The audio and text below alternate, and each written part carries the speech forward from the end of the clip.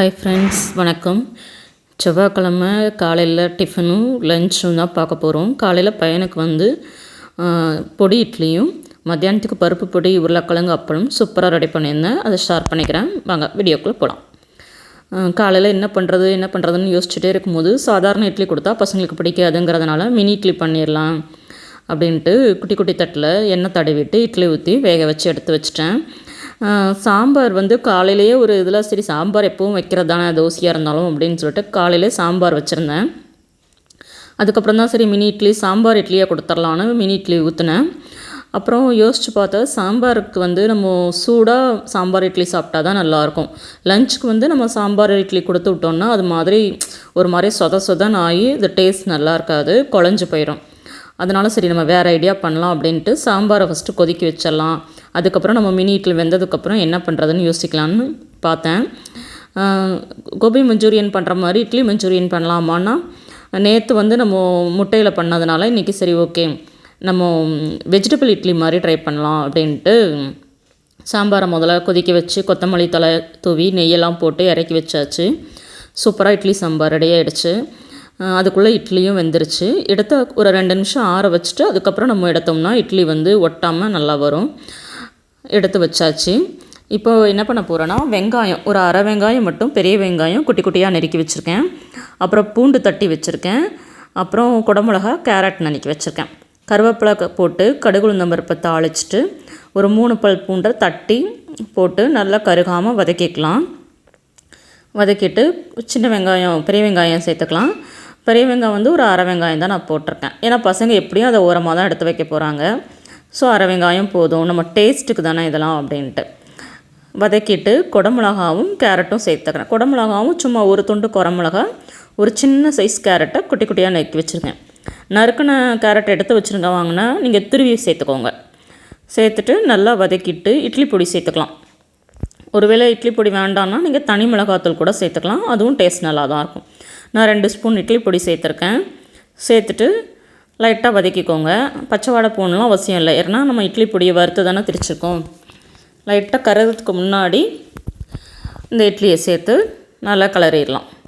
நிஜமாகவே சூப்பராக இருந்துச்சு. இதை தனியாகவே சாப்பிட்லாம். ஆனால் நான் பையனுக்கு சாம்பாரோடு தான் வச்சு கொடுத்தேன். தொட்டு வேணால் டிப் பண்ணி சாப்பிட்லாம் சாம்பாரோட. ஏன்னா பொடி இட்லியை சாம்பாரில் டிப் பண்ணி சாப்பிடும் போது இன்னும் நல்லாயிருக்கும். சூப்பராக இருந்துச்சு. நீங்களும் ட்ரை பண்ணி பாருங்கள். காலைல டிஃபன் நாங்கள் எங்களுக்கு தோசை தான் ஊற்றினோம், பையனுக்கு மட்டும்தான் இட்லி. எல்லாம் முடித்து குளிச்சுட்டு நம்ம கிச்சன்லாம் க்ளீன் பண்ணிவிட்டு லஞ்ச் செய்ய ஆரம்பிக்கும் போது 1:30 ஆகிடுச்சு. ஃபஸ்ட்டு குக்கர் மட்டும் ஏற்றிட்டேன். நம்ம என்ன பண்ணுறதுன்னு தெரியல அப்படிங்கிறதுனால ரைஸுக்கு மட்டும் நான் ஏற்றிட்டேன். ரொம்ப ஒரு 2-3 நாளாக பருப்பு பொடி சாப்பிட்ணுன்னு ரொம்ப ஆசை. பருப்பு பொடி நமக்கு ஒன்று ஆந்திரா மெஸ்ஸில் இல்லை சரவண பவனா அந்த மாதிரிலாம் கிடைக்கும். நம்ம ஃபுல் மீல்ஸ் வாங்கினாலும் நம்ம அவ்வளோ சாப்பிட மாட்டோம். சரி நம்ம வீட்டிலேயே பருப்பு பொடி ரெடி பண்ணிடலான்னு இன்றைக்கி பருப்பு பொடி தான் செய்ய போகிறேன். 2 கப் அளவுக்கு துவரம்பருப்பு எடுத்துருக்கேன். நல்லா வறுத்துக்கோங்க, செவக்க வறுத்துக்கோங்க. கடாயில் எண்ணெய்லாம் ஊற்ற வேண்டாம். இந்த மாதிரி நல்லா செவக்க வறுத்ததுக்கப்புறம் தனியாக தட்டி வச்சிடலாம். எந்த கப்பில் துவரம்பருப்பு எடுத்தீங்களோ அதே கப்பில் 1 கப் அளவுக்கு கடலைப்பருப்பு எடுத்துக்கோங்க. 2 கப் துவரம்பருப்புனா 1 கப் கடலைப்பருப்பு எடுத்துக்கோங்க. அதையும் நல்லா செவக்க வறுத்துக்கோங்க, அடிப்பிடிச்சிடாமல். உங்கள்கிட்ட இரும்பு கடாய் இருந்ததுன்னா இரும்பு கடாயை வறுத்துக்கோங்க, நல்லாயிருக்கும். நல்லா வறுத்துட்டு செவக்க வறுத்துட்டு அதையும் தனியாக தட்டி வச்சிடலாம். இப்போ அதே கப்புக்கு 1 கப் அளவுக்கு சிறுபருப்பு எடுத்துருக்கேன். சிறுபருப்பையும் அதே மாதிரி செவக்க வறுத்துக்கோங்க, கறிக்கிற வேண்டாம். எல்லாம் வறுத்துட்டு நம்ம திரிக்கணும். வத்தல் சேர்த்துக்கணும்.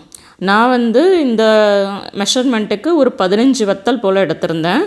ஆனால் எனக்கு கொஞ்சம் காரம் கம்மியாக இருந்த மாதிரி தான் இருந்தது. நீங்கள் நல்லா காரம் சேர்ப்பீங்க அப்படின்னா கூட வத்தல் போட்டுக்கலாம். ஆனால் பருப்பு பொடினாலே பருப்பு தானே ஜாஸ்தியாக இருக்கும், காரம் கம்மியாக தான் இருக்கும். பட் எங்களுக்கு கரெக்டாக இருந்தது. காரம் வேணும்னு நினைக்கிறவங்க, ஆந்திரா ஸ்டைலில் காரமாக வேணுங்கிறவங்க கூட 20-25 சேர்த்துக்கலாம். நான் ஒரு 15 வத்தல் சேர்த்துருக்கேன். சேர்த்துட்டு அதையும் கருகாமல் வறுத்து தனியாக எடுத்து வச்சுட்டு ஒரு 2 ஸ்பூன் ஜீரகம் சேர்த்துருக்கேன். ஜீரகம் வறுத்ததை நான் எடுக்க முடியல, ஆனால் அதை நான் வறுத்து சிறுபருப்போடு சேர்த்து திரிச்சிட்டேன். சில பேர் இதில் கருவேப்பிலை சேர்ப்பாங்க. நீங்கள் கருவேப்பிலை சேர்த்துக்கிட்டிங்கன்னா அது இட்லி பொடி டேஸ்ட்டுக்கு மாறிடும். அதனால் நான் கருவேப்பிலை சேர்க்கல. இதெல்லாம் இப்போது திரிக்கணும். ஆற வச்சுட்டு நான் அதுக்குள்ளே உருளைக்கிழங்கு நறுக்கியிருக்கேன். பருப்பு பொடிக்கு அப்பளத்தோட உருளைக்கிழங்கும் சேர்த்து சாப்பிட்டா நல்லாயிருக்கும்னு தோணுச்சு. ஸோ ஒரு 3 உருளைக்கிழங்கு மட்டும் நான் நறுக்கி வச்சுருக்கேன்.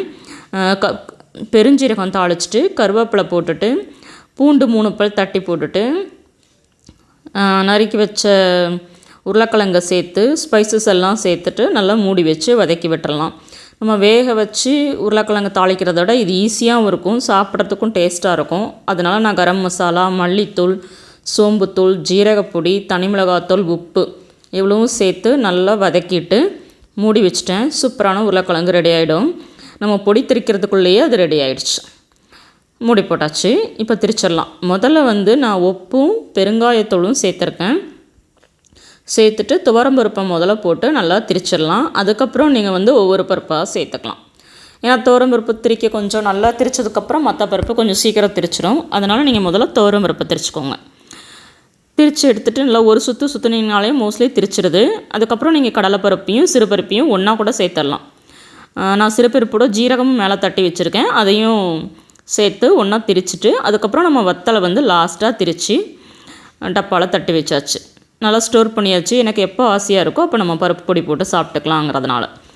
திரிச்சு முடிக்கிறதுக்குள்ளேயும் சூப்பராக கிறிஸ்பியாக உருளைக்கிழங்கு ரோஸ்ட்டு ரெடி ஆகிடுச்சு. இப்போ அப்பளம் மட்டும் பொரிச்சா லஞ்ச் ரெடி ஆகிடும்.